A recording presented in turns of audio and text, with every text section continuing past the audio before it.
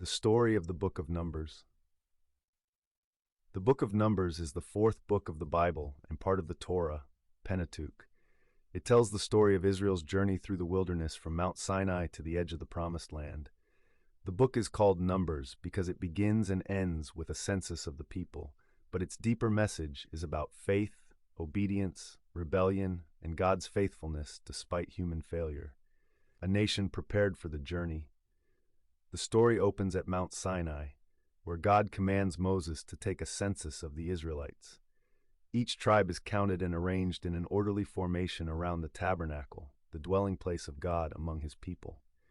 The Levites are set apart for sacred service, responsible for caring for the tabernacle and assisting the priests. This organization shows that Israel is not just a wandering crowd, but a holy nation prepared to move at God's command.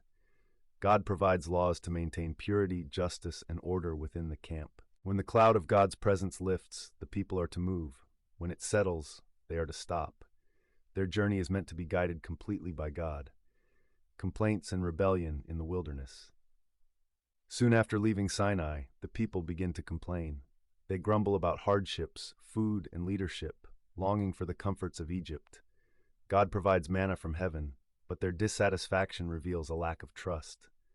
Moses, overwhelmed by the burden of leading the people, receives help when God appoints 70 elders to share the responsibility. One of the most critical moments occurs when 12 spies are sent to explore the land of Canaan. Though the land is rich and fruitful, 10 spies bring back a fearful report, claiming the inhabitants are too strong. Only Joshua and Caleb trust in God's promise. The people believe the negative report and rebel, refusing to enter the land. Because of this unbelief, God declares that the current generation will not enter the Promised Land. Instead, they will wander in the wilderness for 40 years until a new generation rises. Challenges to God's authority. As the journey continues, rebellion persists. Korah and others challenge the leadership of Moses and Aaron, claiming equality and authority.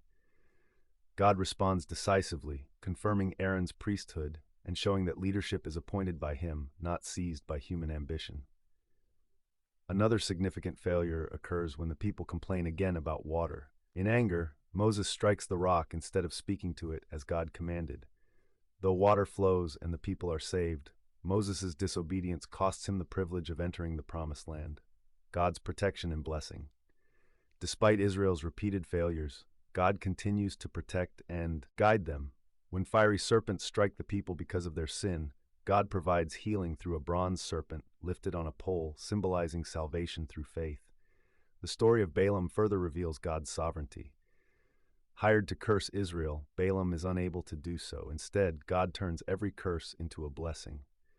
Through Balaam's words, God reaffirms his promise that Israel is chosen and blessed. A new generation on the threshold. As the years pass, the first generation dies in the wilderness. A new census is taken, counting the next generation that will inherit the land.